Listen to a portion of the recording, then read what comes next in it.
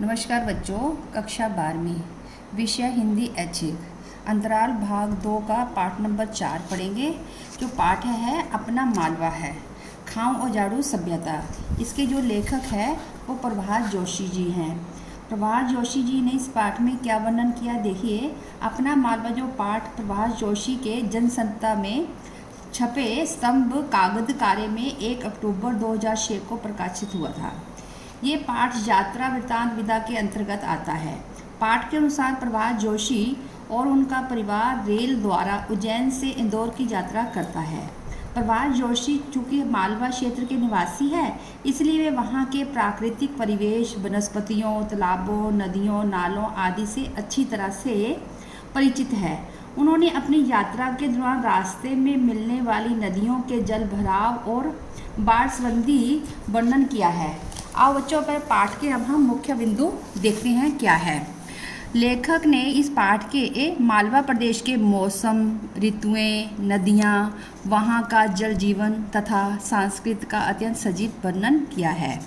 मालवा में जब अत्यधिक बारिश होती है तो जनजीवन पर उसका प्रभाव पड़ता है।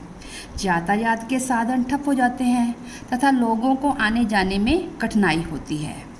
बारिश होने के कारण गेहूं और चने की फसल तो अच्छी होती है, किंतु सोयाबीन की फसल जो है गल जाती है। अतिवृष्टि से नदियों में बाढ़ आ जाती है। अतिवृष्टि माने अधिक वर्षा होने से नदियों में बाढ़ आ जाती है और पानी लोगों के घरों, दुकानों आदि में घुस जाता है। लेखक के अनुसार मालवा में पहले जैसा पानी अब नहीं गिरता है, क्योंकि उद्योग धंधों से निकलने वाली गैसों से पर्यावरण गर्म हो रहा है, वायु प्रदूषण फैल रहा है, पर्यावरण जो है असंतुलित हो गया है। वर्षा ऋतु पर भी इसका कुप्रभाव पड़ा और मालवा से औसतन वर्षा कम हो गई। आज के इंजीनियर पश्चिमी शिक्षा को उच्च मानते हैं। उनका मानना है कि ज्ञान पश्चिम के रिनेसा के बाद आया है, किंतु भारतीय संस्कृति, सभ्यता तथा इतिहास की अज्ञानता के कारण उन्हें यह नहीं पता कि जिस पानी के प्रबंध में वे स्वयं को माहिर मानते हैं, उसे विक्रमादित्य, भोज और मुंज ने रिनेसा के आने से पहले ही समझ लिया था। पठार पर पानी रोकने के लिए उन्होंने तालाब, बावड़ियाँ बनवाई और बरसात का पानी रोककर धरती के गर्भ के पानी को जीवंत रखा। हमारे इंजीनियरों ने तालाबों और बावड़ियों को बेकार समझकर उन्हें कीचड़ से भर जाने दिया। अब देखिए, नवरात्रि की पहली सुबह मालवा में घट स्थापना होनी थी। लोग गोबर से घर आंगन लीपने में और माता के अटोले को रंगोली से सजाने तथा सज धज कर त्यौहार मनाने की तैयारी में थे। और लेखक हैरान है कि इस समय भी बादल गरज रहे हैं तथा बरसने के पूरे आसार है।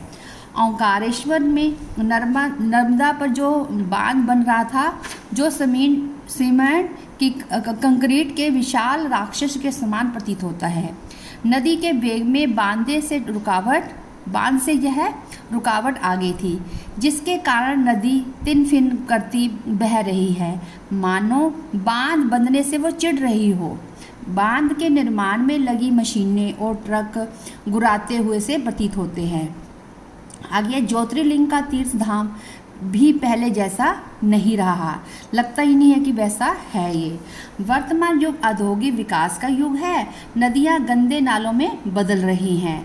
लोगों द्वारा कूड़ा करकट नदियों में बहाया जाता है। कल कारखानों, उद्योगों का रासायनिक पदार्थ नदियों में बहाया जाता है, किंतु सभ्यता से जुड़ी पूजा सामग्रियों को जल में प्रवाहित किया जाता है। इन सभी कारणों से नदियाँ सड़े नालों में बदल रही है। शिप्रा, चंबल, नर्मदा, चोरल, इन सभी नदियों को विकास की सभ्यता ने गंदे पानी के नालों में बदल दिया है। अब जिसे हम विकास की औद्योगिक सभ्यता कहते हैं, वह वास्तव में उजाड़ की अपसभ्यता है। आधुनिक औद्योगिक विकास ने हमें प्रकृति से काट दिया है। हमारे नदी नाले सूख गए हैं, पर्यावरण प्रदूषित हो गया है। विकास की औद्योगिक सभ्यता वास्तविकता में उजाड़ की अपसभ्यता है। यह खाऊं और झाड़ू सभ्यता यूरोप और अमेरिका की देन है। वे अपनी इस पद्धति को बदलना नहीं चाहते। वातावरण को गर्म करने वाली गैसें सबसे ज़्यादा यूरोप और अमेरिका से निकलती है। फिर भी वे अपनी इस जीवन पद्धति से समझौता नहीं करना चाहते। इन गैसों द्वारा तापमान के बढ़ने के कारण ही समुद्रों का पानी गर्म हो रहा है, धरती के ध्रुवों पर जमी बर्फ पिघल रही है, मौसमों का चक्र बिगड़ रहा है, लद्दाख में बर्फ़ की जगह पानी गिरा, बाड़मेर के गांव बाढ़ में डूब गए। यही कारण है कि मालवा में अब डग-डग रोटी पग-पग नीर नहीं मिलता। लेखक के अनुसार हम अमेरिका तथा यूरोप की नकल करते हुए ऐसी जीवन पद्धति, संस्कृति, सभ्यता को अपना रहे हैं जो पर्यावरण के लिए नुकसानदायक सिद्ध होता है। बच्चों, इस पाठ के आधार पर कुछ क्वेश्चन देखिए क्या है। जो धरती का वातावरण गर्म क्यों हो रहा है, इसके गर्म होने का जो यूरोप और अमेरिका की भूमिका है लिखें। नंबर 1, वातावरण के गर्म होने का कारण आज औद्योगिक विकास के चलते हम जो उद्योग धंधों, कल कारखाने लगा रहे हैं उनसे वातावरण गर्म करने वाली गैसें निकलती हैं। ये गैसें हैं वातावरण के तापमान को कई डिग्री बढ़ा रही हैं। और दूसरा जो बिंदु है, यूरोप और अमेरिका की भूमिका। ये हानिकारक गैसें सबसे अधिक यूरोप और अमेरिका जैसे देशों से निकलती है। इन देशों में लगे उद्योगों से वातावरण सर्वाधिक प्रदूषित हो रहा है। तीसरा बिंदु है वातावरण के गर्म होने से हानियाँ।